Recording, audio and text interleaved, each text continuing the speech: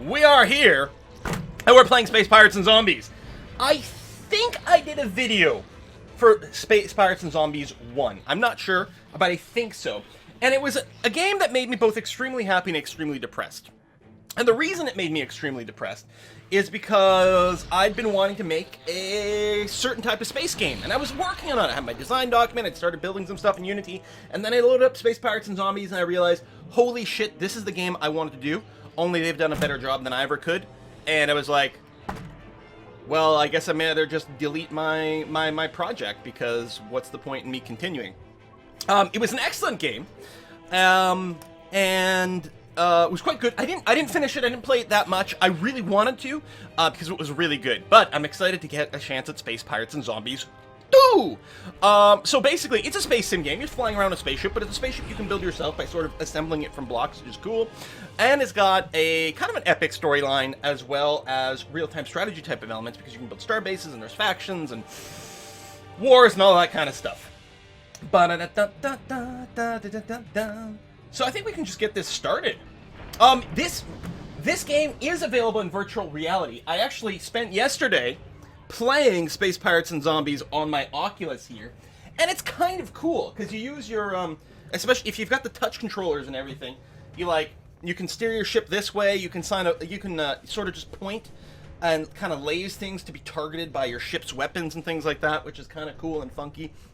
But I don't think it's better in VR. I think it's interesting, and it looks awesome, but I'm very perfectly happy playing with mouse and keyboard. I also played Star Trek Bridge Simulator yesterday for the first time. It's a little unfortunate when you're just playing by yourself. You have to just be the captain. You can take over the various seats, but, I would just love to just be engineering. I just want to be the engineer or something like that.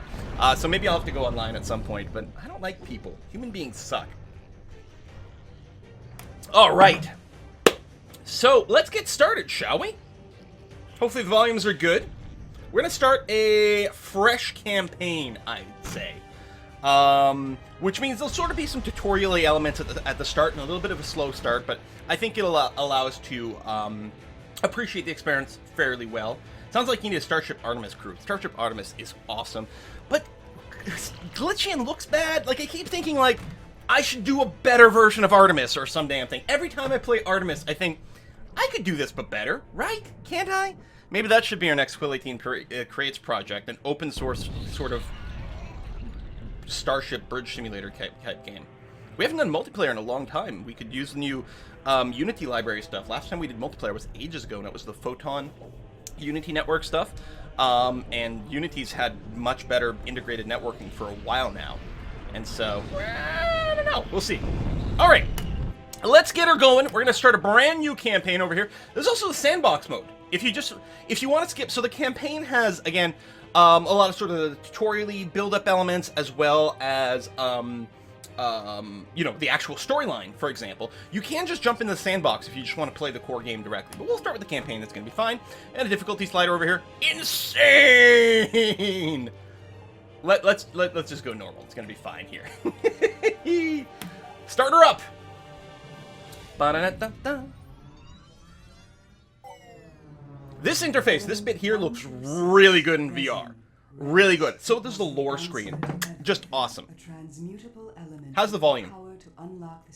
You guys probably can't hear that. It gifted humanity everything there was to know about space-time and how to enslave it.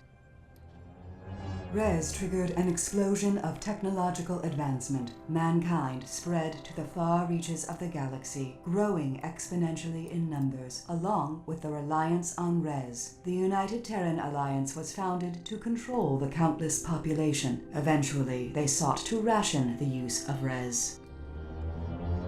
As Res supplies thinned, conflict arose. An epidemic of fortune-seeking miners forced their way to the galactic core, where resin was most abundant. Eventually, the primary Res source was discovered. All Res stemmed from a sinister and timeless energy being, a being awakened by the use of Res. They had sprung an ancient and recursive trap, Res being the bait no budding civilization could possibly ignore.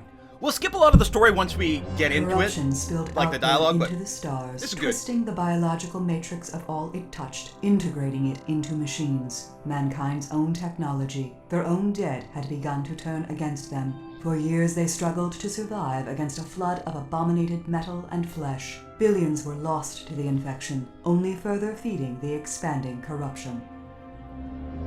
Yeah, I'll drop the volume once we get in again. The very fabric of life itself arose to fight the dark entity.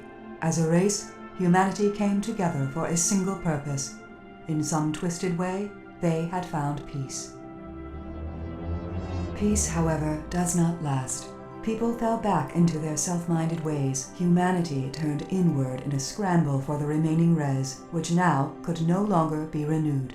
As the UTA lost its control over the galaxy, they collapsed the entire Warpgate network beyond any hope of salvage.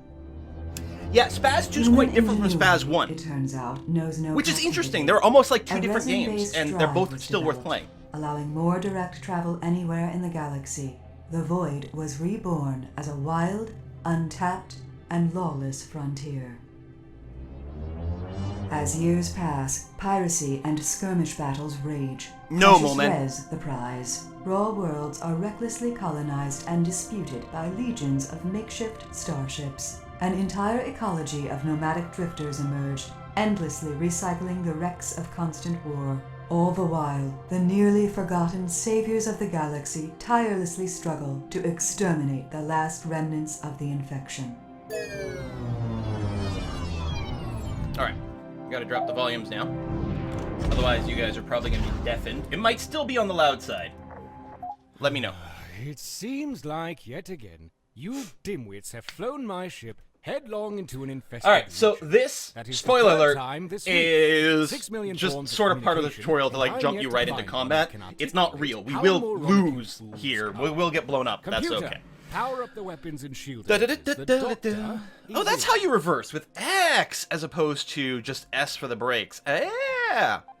Alright, so I mean, this is just an example of the combat. You've got some enemies over there. We can go and target them for various things. We can zoom in. We can target, although if the reticule's not red, I think they're out of range.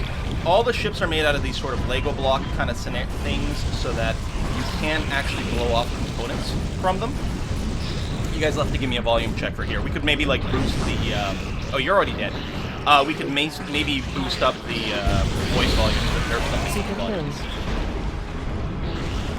So yeah, that super kill stuff and things, it's not actually part of the core game, as you'll find out why in a second. Oh, I think we're out of range there. A little closer, there we go. Gonna aim for the core. If you aim for bits that look heavily damaged, you're probably gonna do more damage, and there's a better chance of knocking bits off. I guess I can't change my fire modes in this little sub-game. Yeah, it's just here to sort of teach you the basics of combat. I gotta get in range. I guess you're in range.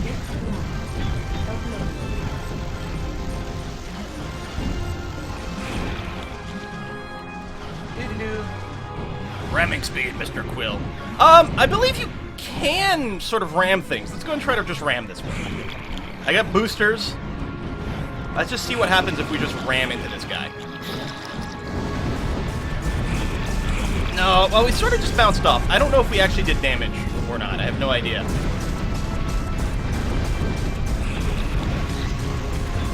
Pew, pew, pew, pew, pew, pew, pew, pew, pew. Alright, so this looks cool, and it's like, yeah, again, just here to show you the controls. Hopefully, let's just let it blow us up. There we go. Excellent. There's no up and down. You can ram things, but they have to have shields down to really do damage. Thanks, Lord. By the Void. Level 13 is truly the so that was just this guy playing a video game. Existence. Yeah, well, silence. we're gonna skip most of the dialogue here. It's not gonna be critical for the story. And I'm just trying to get into the options. Excellent. So what I want to do is I'm gonna keep the speech maxed out, but we'll drop a lot of the other sliders down. Oh, hey, it's the first tip of the month. Who dat from? It's Mick123 Mick. Thank you very much. I've already spent way too much money this week, so why not spend a bit more to celebrate catching a stream from start for the first time in 18 months. Woo! And become the first donator this month. Thank you very much, Mick. Appreciate you very much. Cheers. What's legacy voice? I think they're just voice packs from like earlier version. The original placeholder computer synthesized voice used in early access instead of professional voice work. Oh, so yeah, for each individual person. So Carl's lines are all being voiced by a voice actor, but maybe you just want the computer synthesized version instead for all these things. We'll leave it in there. So hopefully this will tweak things. Oh, apparently you can change difficulty on the fly. Lots of gameplay settings over here that you can tune. It's actually quite good how customizable it is. And here's us sort of building our ship over here, for example. Yeah, it's teaching you can remove parts by holding control. You've got sort of this tractor beam that you can drag around. Whee! And you can see the open port there. So this is a nose piece, but if I grab this is a subcore that's got 4 connectors. It also gives you some stats as well. So if we just plug this one in there, then what I can do is I can add an extra left wing and a right wing over here.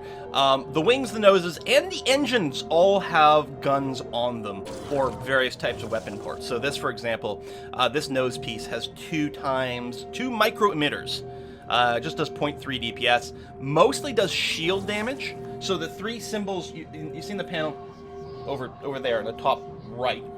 You see how it's got like the green, the yellow, and the red? So those symbols show you what they're particularly good at. So this is good at doing shield damage, for example, and okay at doing sort of generic hull damage. What exactly do you think you're doing? So, we've gone and built up our ship over here. Oh yeah, the other thing is you can hit C to toggle from this top-down mode to this mode over here, which is actually kind of a cool way to fight. Probably better for fighting than the top-down mode. To simply eject the spent cell while fabricating a new one out of surrounding space dust. Do not ask me how it works, or why it makes sense. All that you need to know is that you will be unable to fire the ship's weapons while the new cell is being installed.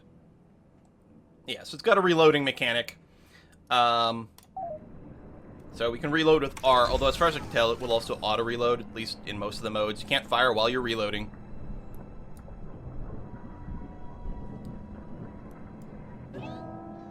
All There we right, go, I'm we're bringing good. the weapons online. If that is indeed what you want to call this garbage. Yep. Alright, we're gonna blow some stuff up. Pew!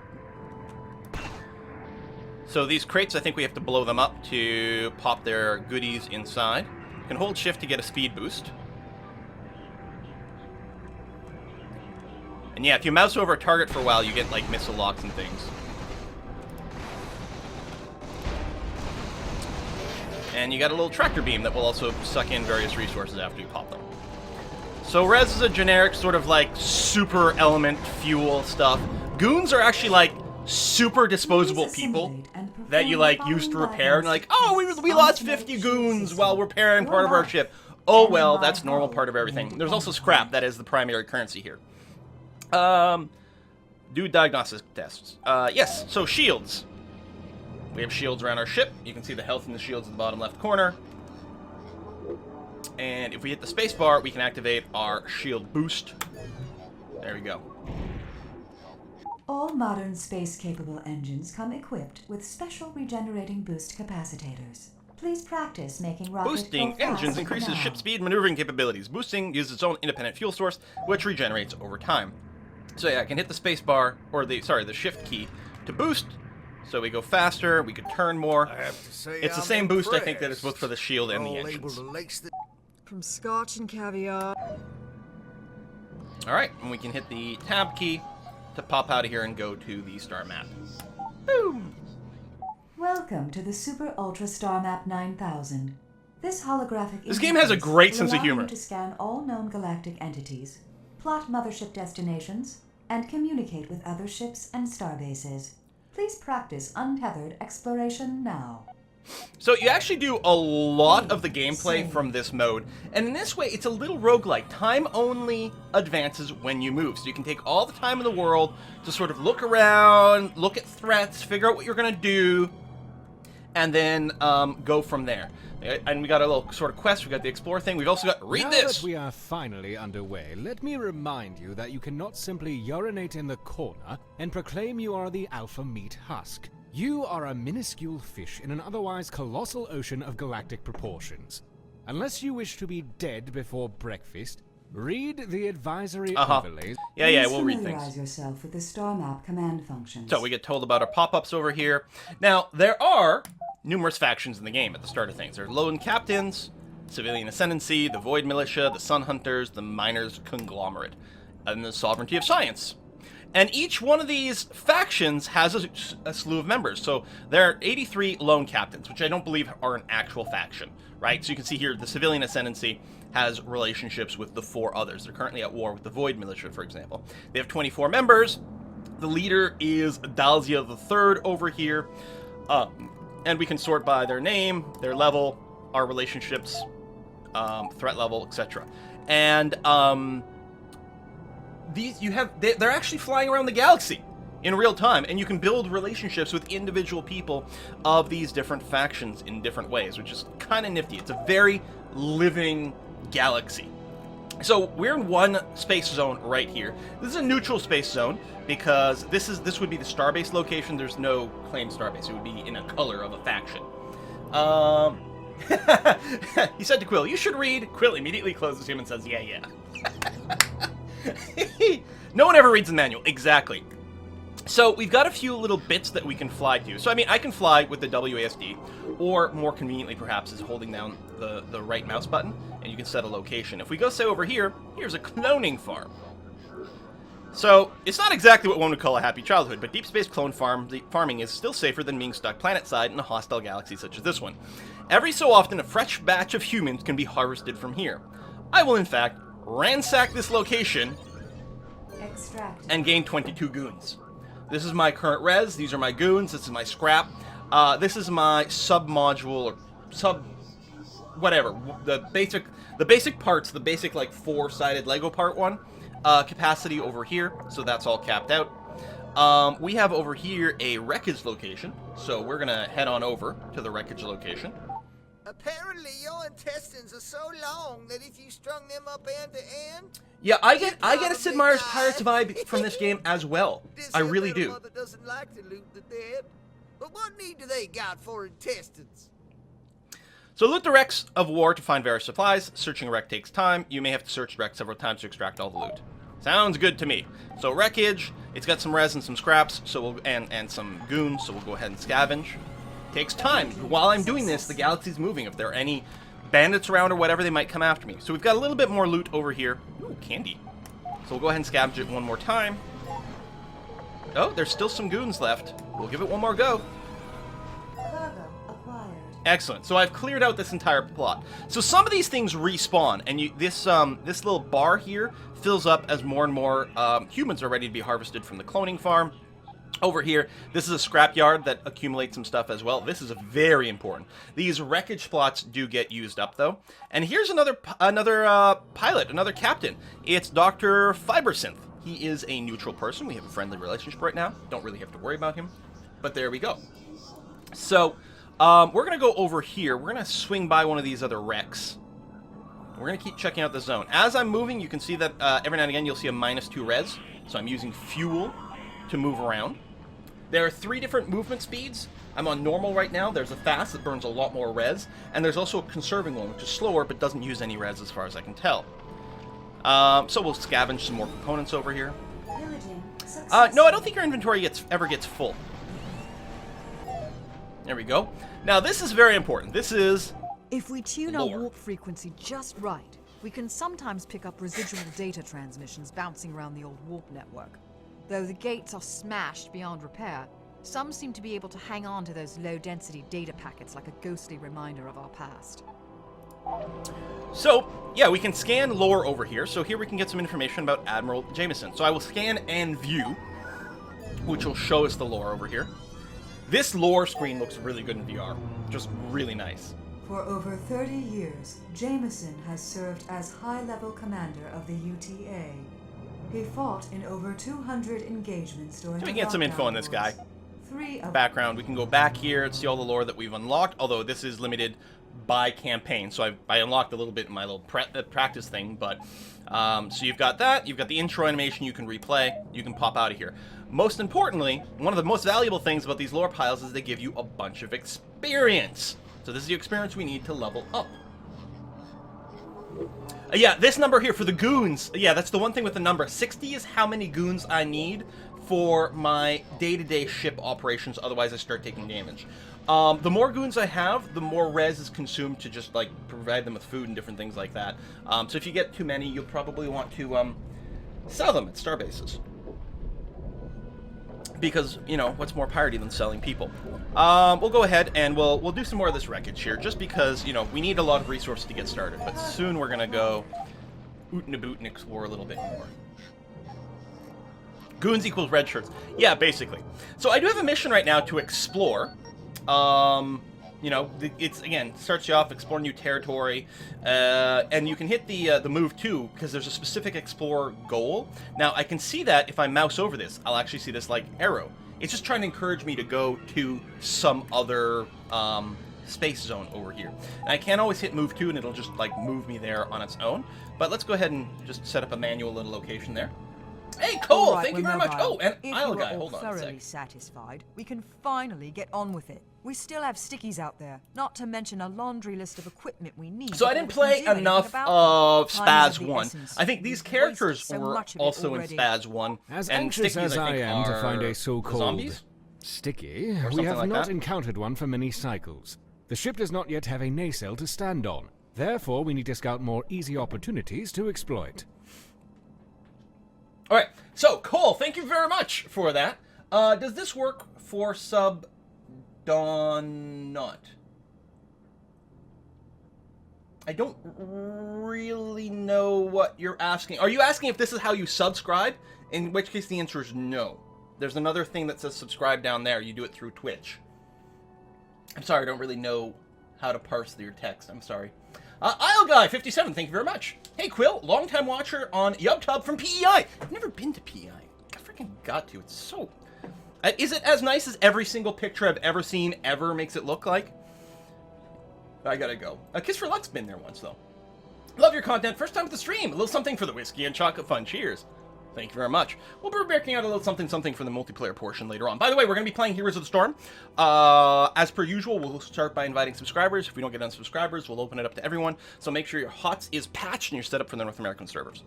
Okay. So yeah, we're basically just at the phase of, hey, we need to wunderboot, scootaboot, get some more just gear or loot and things like that, and try to like go from there. We'll do a little bit more harvesting. We'll go and clear out all these little wrecks.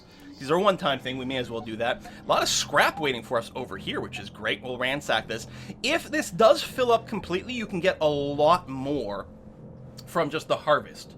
Now, maybe I should just wait until these things fill up and do the harvest for more stuff, but I don't think it's that big a deal. And you can see, we can see a few ships wandering about from time to time. I'm gonna go over here, just get some more scrap. We will keep exploring, though, and find some more space zones. Ooh. Got some pretty significant ships over here. Now, the number inside of them is their threat level, basically how strong and dangerous they are. So we've got a pair of ships, Dr. Kane and Lumbo over here, that belong to one of the factions. They're flying somewhere together. I don't know. This res pile doesn't have a whole lot in it. We can get some more scrap over here, though, which is okay. And yeah, I don't think the Explorer is requiring us to specifically go anywhere. But let's go. Let's follow this over here and see what they have to say. We will get little XP boosts every time we complete one of these steps. And a little bit more story, probably. This place has been pretty heavily ransacked. Quite a few ships around. Some sort of bandit hive over here. Threat level 55. By the way, our threat level is currently 5. So we're pretty puny right now. Combat isn't really what we're looking for at this time. Okay, I'm calling it. We need to shift our focus back to more pressing needs. Everyone on board is expected to understand that the mothership takes priority over everything, including our very lives. To that effect, Mother needs to be fed. If we can't find what she needs, we die along with her. If we cannot trade for what we need, we'll have to take it by force. As cruel as it is, that's just life. I see fit to enlighten everyone that every action on board consumes something. Don't let these critical supplies run dry. I've gone to the effort of labeling all viable extraction points, as well as indicating when they are ready for harvest. I have also color-coded human selfishness, so you are aware if any other faction claims ownership of these areas. Color-coded human selfishness. I like Curl, he's great. Blowing up the mothership is not advisable. So noted.